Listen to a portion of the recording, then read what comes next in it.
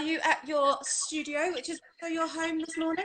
Indeed, I'm at the studio, which is also my home. So I thought I'd take you on basically a tour around the different paintings in the house, and then maybe end up with a bit of live painting entertainment at the end.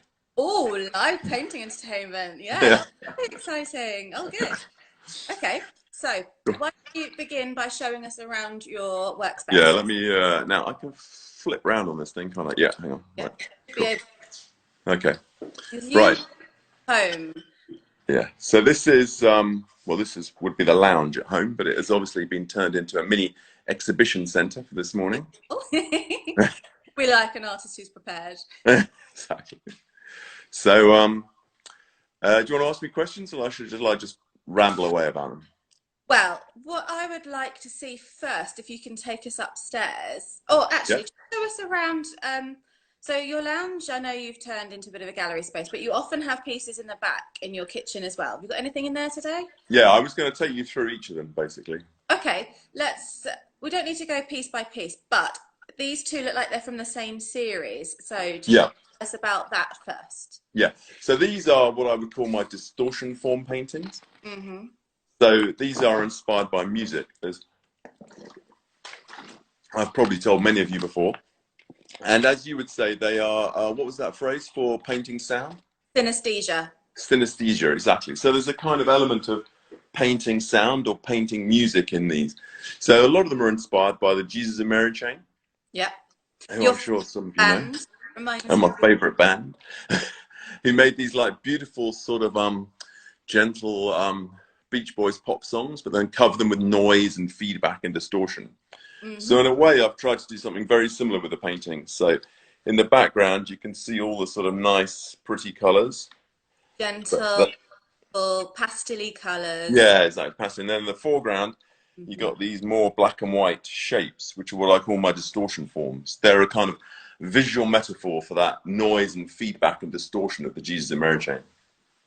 These two paintings, that pink one and the one on your left, the purple Yeah, and yellow one, yeah, the purple one. they look, are they from the same series? Because I your made. distortion forms look similar Mm. in the way they're And they're created. made, yeah. Yeah. So these two, actually, and the third one in the background, this Oh, more earthy one, yeah. I made them all for the La Parda Art and Antiques Fair about 2 years ago, Oh, and I was made that the lovely Linda? that Linda was with Linda Blackstone, yeah, that's it, Blackstone. yeah, and I actually made six of these altogether over one summer. So a couple of them are sold, but yeah, so they've all got a similar sort of. I tried to make them with different colours, so you had a violet one, a Yeah. pinky one, a more earthy one, and I tried to give them all kind of like a different vibe. And it's difficult to see, but if I look at them, I can see that like this is one of the earlier ones, and it's quite not tight, but the shapes are quite controlled. Yeah. And as you get to these later ones, it gets a bit more wild. Oh, yeah. Yes. Yeah. Like here, you can see there's a bit more sort of Yeah. scribbly paint attack going on in these later bits. But you said it took you a summer to paint. So Yeah. you worked on more than one at the same time? On this I did, yeah, yeah. I worked on all. I worked on. Oh, I've actually rebuilt the whole studio so I could have about 2 or 3 on the go at one time. Do you usually, I mean, is that your normal practice to do more Mm. than one painting at a time? There's always loads of stuff lying around. I'll show you when we get upstairs to the studio. Yeah. All the different things. Some artists like to focus on one piece at a time, but I think the majority of artists probably have more than one piece going on at a time. Is it? I think so. Yeah. Have you changed the way you've worked recently because we've been in lockdown? Has it? Oh, I'll show you. I'll show you the different things I've been doing when we Yeah. get to the top floor. Oh, fabulous. Oh, he's making us wait, everybody. But this is a similar kind of thing. This is what I call my electricity paintings. Mm-hmm. So they're kind of purely visual, sort of cracking Yeah. in your eye, sort of noise, basically. Whereas these have more of the pretty. These are just more kind of sort of Yeah. attacking your senses. And and then actually, it's quite interesting because we're here. I can show you. This was the very first painting I did like that. Oh my goodness! Look how Yeah. so it's. I mean, you Yeah. can see Mm. the progression. You can tell that earlier one, a different Yeah. period, which Yeah. is fascinating. Do you know, it reminds me very much of the artists that you're inspired. Like, I know you're inspired by Hodgkin Yeah. and the 60s British artists. Yeah, all those sort of Ben Nicholson and Patrick Heron. Because actually it's actually got a sort of cubist picture of Wimbledon in the background. Oh! All sort of broken up. And then the distortion forms are much more chaotic. Yes. They're all sort of joined up with each other, whereas in the later ones they become a bit more sort They're of more defined. refined. Yeah, defined and refined. Yeah, exactly. Which makes it a bit more fun. Yeah. And then this was another one which is quite fun. This is just literally black paint and then white paint back on top. Is that another one of your electric? Yeah, that's one of the electricity ones. But it's a strange painting because it's very simple, but it's quite effective. Yeah. In what it does. Oh, absolutely. It kind of reminds me of a bit of leopard. Yeah, exactly. Yeah, it is. It is leopard print. No, that's a lovely neutral piece that could go in almost anybody's house. I think go. Yeah, no, it could go anywhere. It could. Yeah. But I mean, how often do you sell large pieces like that? Because you sell through quite a number of galleries and at different depths. Do you have a regular stream of collectors? There's different people normally. There's different ones who come along, and they just tend to spontaneously like them. Yeah. And want them. Because you were popular with one of our clients who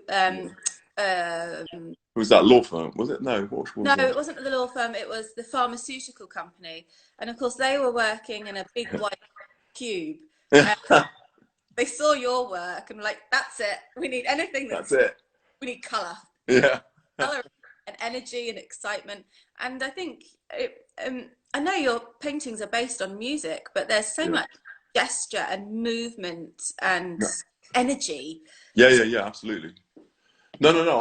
I mean, I think painting shouldn't be too static and boring, should it? It needs to be quite fluid and movement, and you can see the brush strokes and all those things. Like Monet's, you can see all the brush strokes and the way he painted and stuff like that. Yeah. Yeah. And I just noticed behind me, there's actually a little teeny. Oh, look at that. Oh, it's a matching pair. A matching pair. Series? Say again? Part of the same series? No, I think probably I made that at art school, and so it's a bit like sometimes the ideas take quite a long time to formulate and come back. Percolate. Percolate, exactly. Right, let's see. Hopefully the Wi-Fi won't go weird as we move into here. But fingers crossed. I'll show you. Okay, we're going to have a little bit of noise from my son. He's doing his online schooling. Everybody's got children at home. Right, have a little look. Rafie, say hello. Say hello to everybody at Art and Offices. Hello. Are you having a nice day doing schooling? Yeah. Yeah. So this is quite entertaining. That's actually a Bob Ross painting that he did. He painted. Oh, it sounds... Rafie, is that your Bob Ross painting? Yes. Yeah. Well done, Rafie. Yeah. Following in your... Exactly. So You've got another distortion. yeah, that's it won't stay here. A bit noisy in here, so it won't stay too long. This is one that was sort of inspired by Monet and like Monet's water lilies. Oh, I see that. I totally see that. Yeah, because background are Monet. Yeah, you got that watery kind of vibe and lily feel to it. Totally get that. And then this is a little one. I find it made with.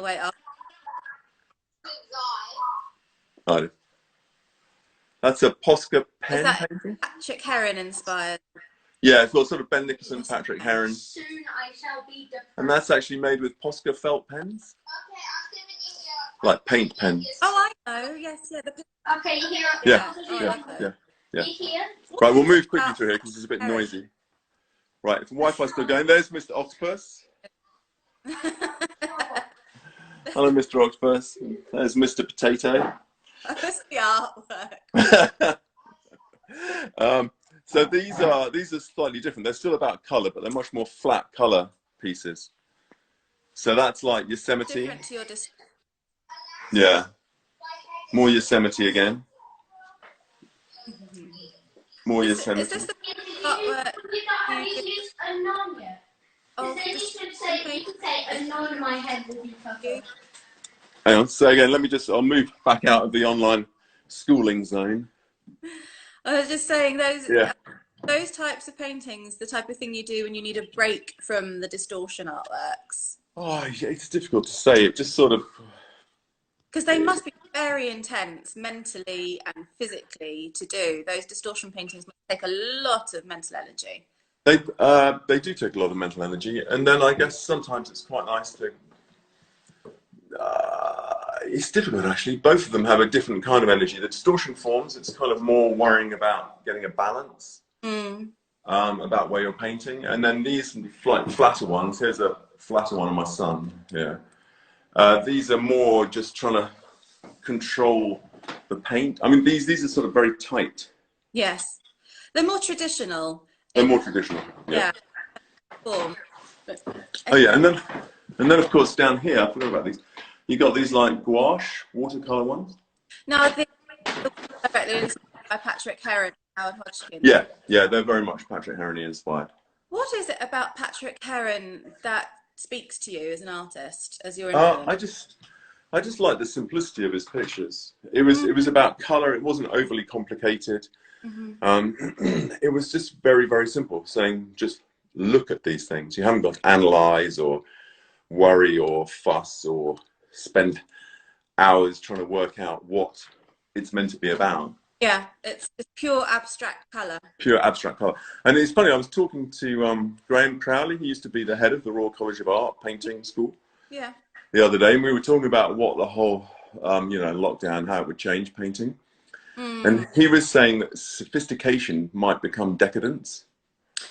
Yeah. Yes. in that, you probably want something that's more got an essence to it. Yeah.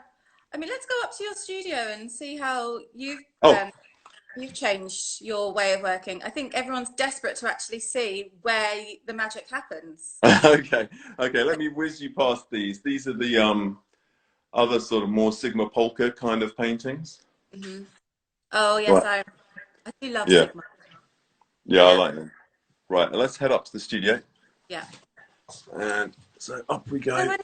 So when he said art, sophistication might become decadence, do you think that's because artists are going to be working in a much looser way during lockdown? They'll be more experimental?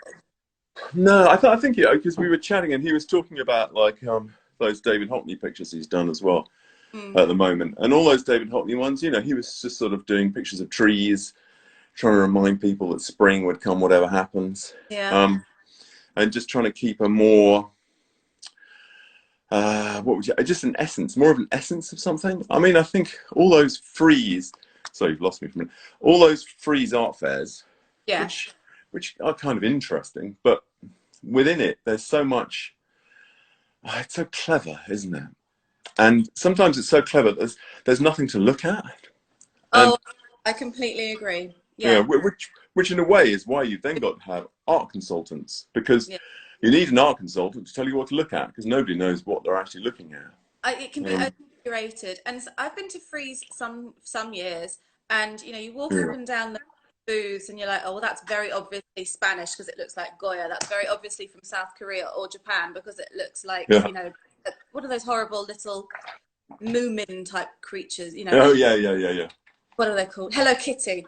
And that's very obviously from South America because that's got a rebellious vibe going on. I think it's better these days, but sometimes, like going to Art Basel last year. Oh yeah, that was good. The one in Switzerland I felt was totally over curated. But when I went to Miami Basel, that was different because I think I'm just seeing artwork from a different area of the world. But it's all the satellite fairs. They were much looser, much more engaged. Because they weren't. I suppose they didn't feel constricted and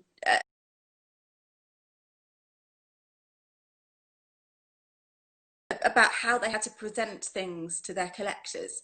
Anyway. Exactly. Anyway. Show us your painting tools. I love your messy table full of medium. So you got this is the messy table full of kitchen towel, paints, all the all the stuff.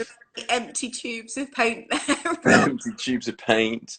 We don't want to throw them away. Do you? So, Like um, gallons of medium hiding there in the background. gallons. Oh yeah, no, there are gallons of medium lingering here. It's and then of course the extractor fan. Yep.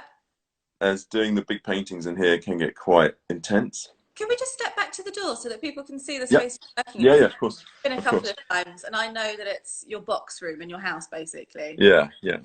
Yeah. Yeah. This is the space that you create giant pieces in, everybody. It's amazing. Yeah. Do you ever throw Yeah. away an empty tube of paint, or is it? I do occasionally, yeah. Yeah, so there's like a big one on the wall. So I put all these like wooden battens on the wall. Yeah. So that you could then just hang the paintings on there and work off that. A great idea.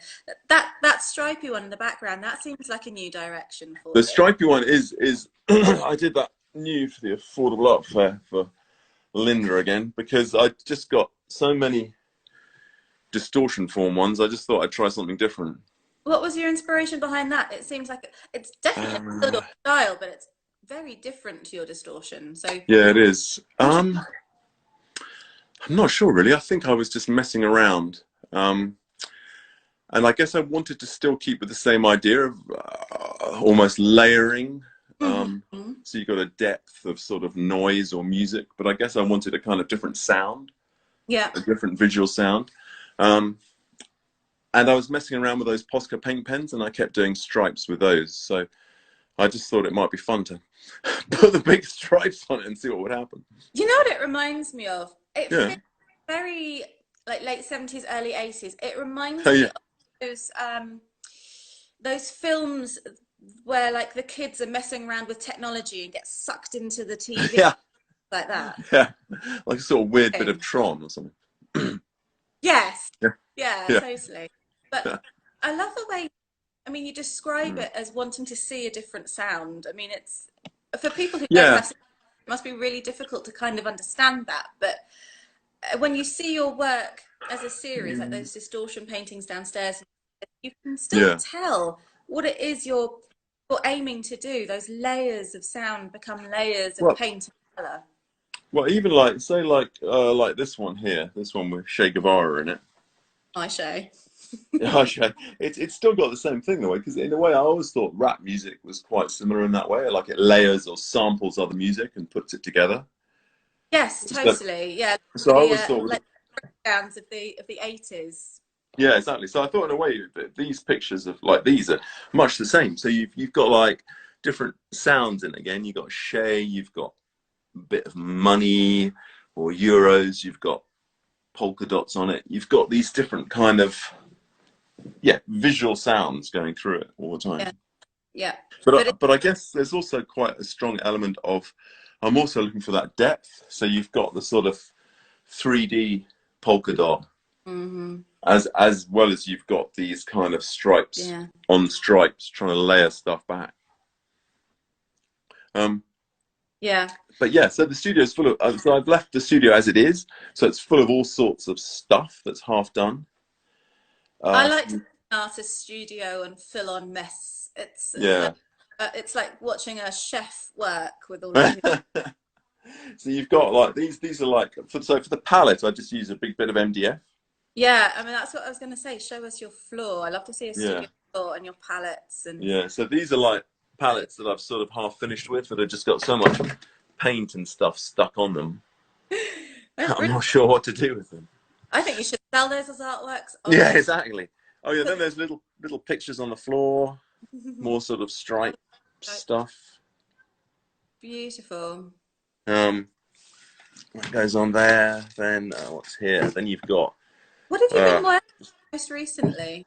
So the most recent things, as I was saying, were because I've just been going for a lot of walks during lockdown, so I've actually been doing much more representational stuff. Yeah, that's quite... Yeah, because I don't know, it's weird in some ways. I love the abstract art, but in this sort of weird lockdown zone, you almost do want something a bit more touching the world, maybe. Very interesting. That's really interesting to hear that. Yeah. Yeah.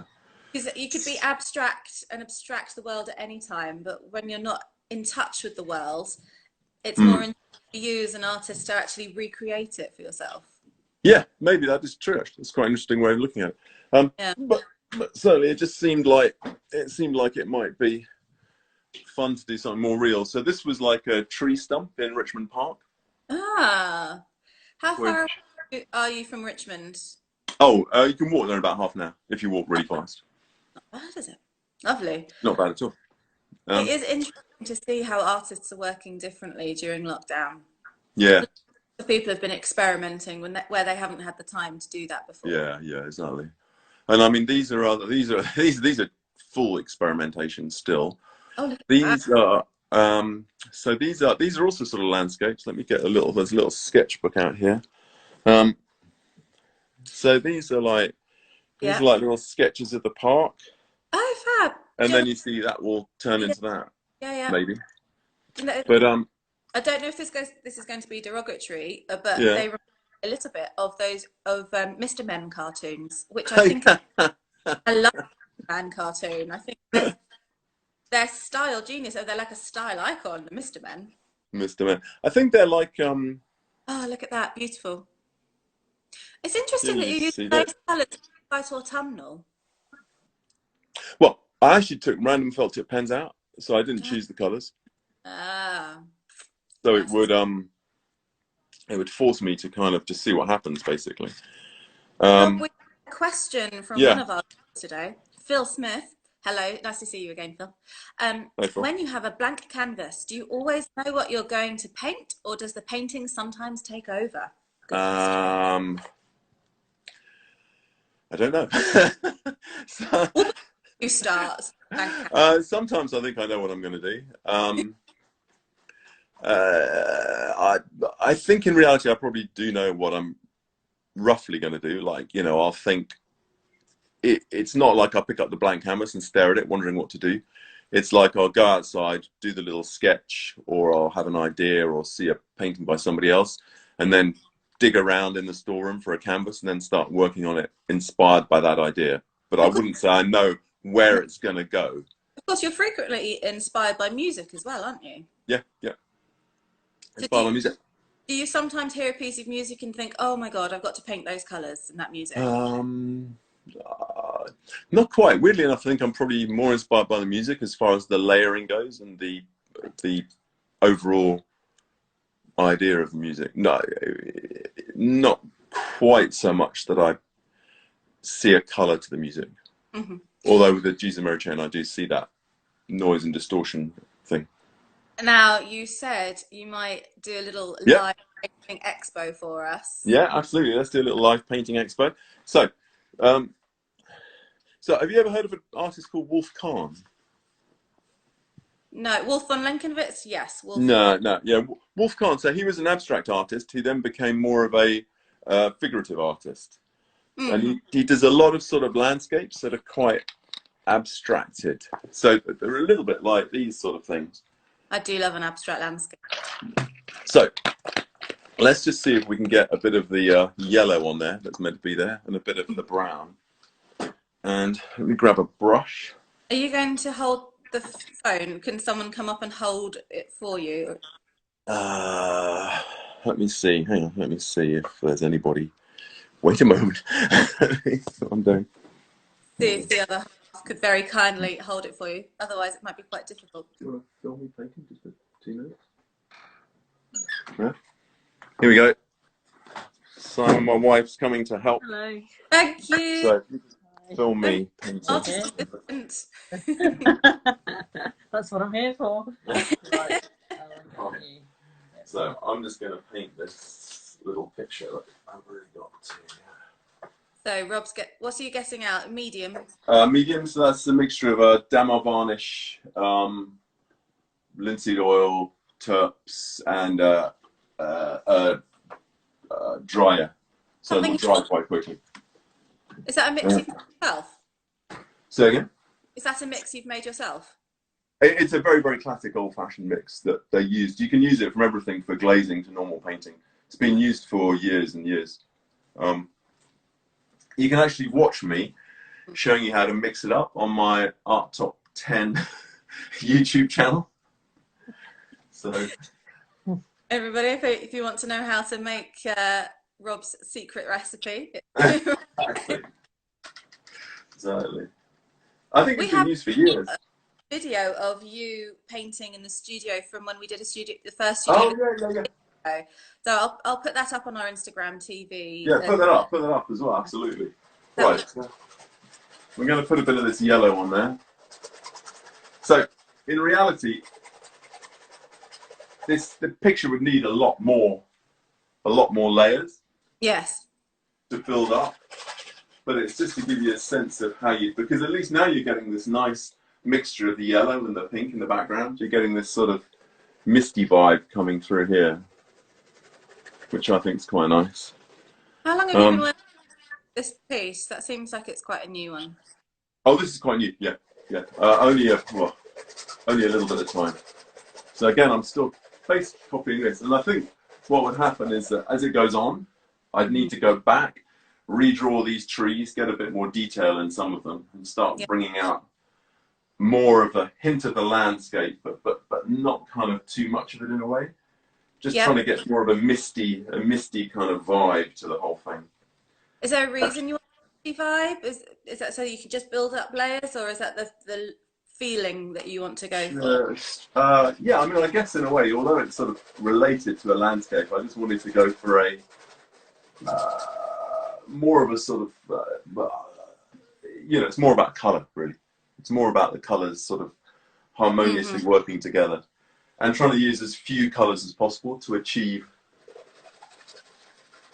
a result. Oh, that's not like you. Because, I mean, when you see those distortion people downstairs, you don't really limit yourself to the amount of colour. You seem to go crazy. Yeah, you go all out usually. Yeah. No. I think I was just thinking to try and minimise down the experience. Yeah. To give it. Hello to Sinta Tantra, who is an artist I've recently discovered through a friend's gallery in Hillgard.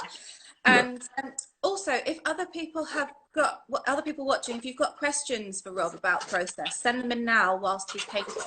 And we'll do a little Q&A whilst he's whilst I'm going.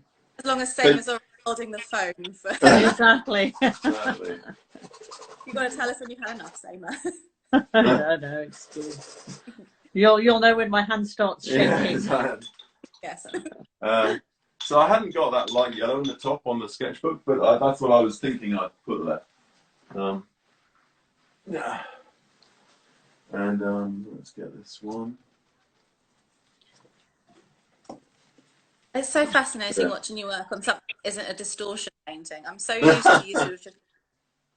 Usually you just get a brush and just push it into the canvas, and we watch all the drips come down. Yeah. That's very classic. What I would do. But that's so. I'll put that video up that we did 2 years ago with your studio visit. Oh yeah. That is pushing colour into the canvas and it dribbling down. Yeah, that would be really interesting actually. Yeah. Oh, Chelsea Winterbottom, who is a regular Insta Live viewer of ours, hello Chelsea, has asked, how do you decide on the colours you're going to use? I think when I was doing all those big distortion form paintings, I did specifically think I needed to have like 6 different colour styles, like an earth colour, like a sort of pinky painting, like a bluey painting. So I was playing on the different kind of themes, as it were. With these 2 pictures here, these are literally from, like I said, random felt tip sketches, so I didn't really know what was going to happen at all. But it was as I was doing the different sketches, I suddenly thought, oh, I quite like the colours in that one, just as they are.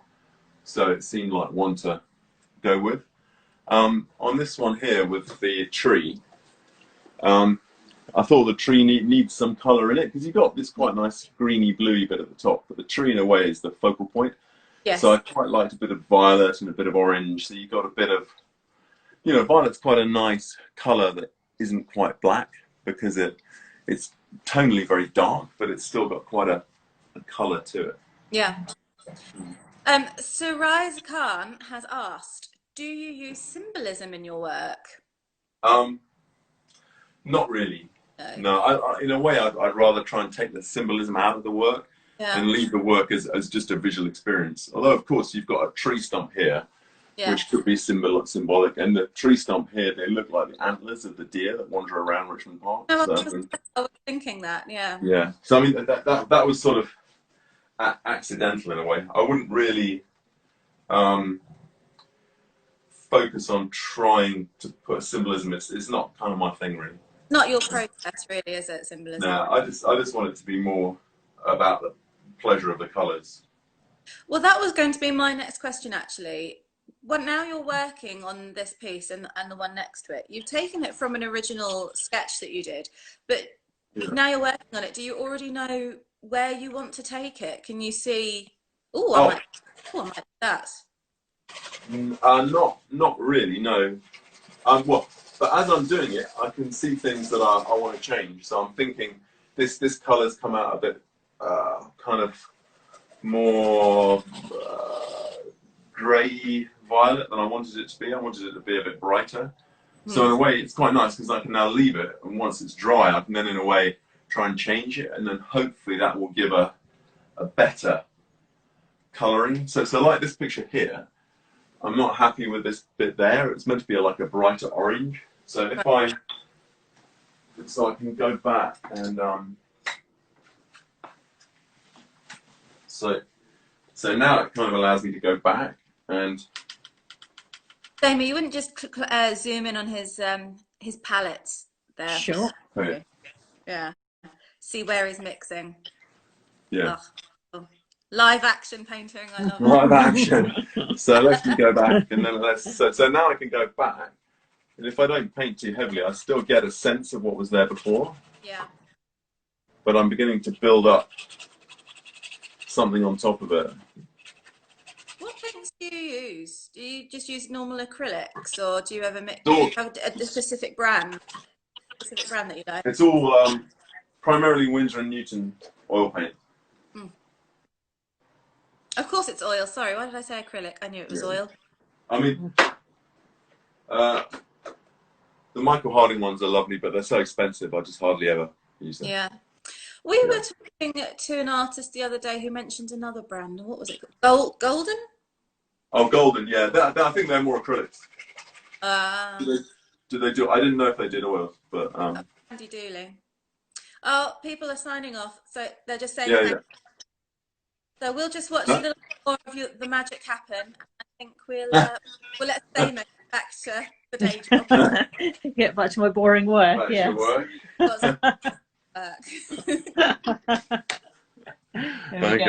Okay. Thank you. So Rob, is there anything else you just want to say about your artwork at the moment and at this period that we haven't already touched on? No, not really. Oh, the only other thing I've been doing is like those other people, those artist, what is it called? Artist support pledge things. Oh yes, yeah. Are these your books that you've been selling for £200?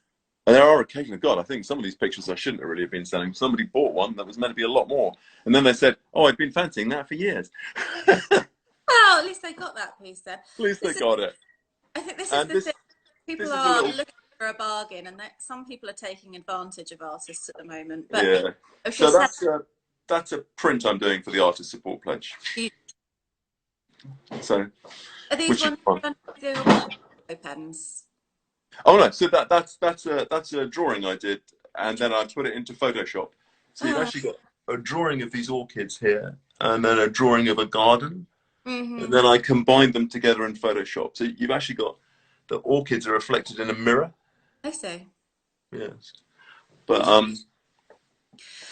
yeah. And where can people find the pieces that you've got for sale for the artist support pledge? On Instagram. Instagram. Brilliant.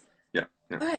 Oh, well, Jill Hobson, thank you for joining us just now. We're about to sign off to say goodbye, but I have recorded this Instagram live. Oh, have you? Yeah, I'm going to edit it down because you're only allowed 15 minutes and we've gone over that. I'll edit it down to the best bits and put it on our IGTV with the old videos that we took 2 years ago. Nice one. Yeah, if you send it to me, I can stick it on the YouTube channel as well. Perfect. The whole thing, as long as you want. Oh, wonderful stuff. Yeah. Thank you so much for letting us into your studio today. Rob. No, it's brilliant to see you, Kate. And yeah, let's hope art keeps going. Bye, darling. Bye. Bye.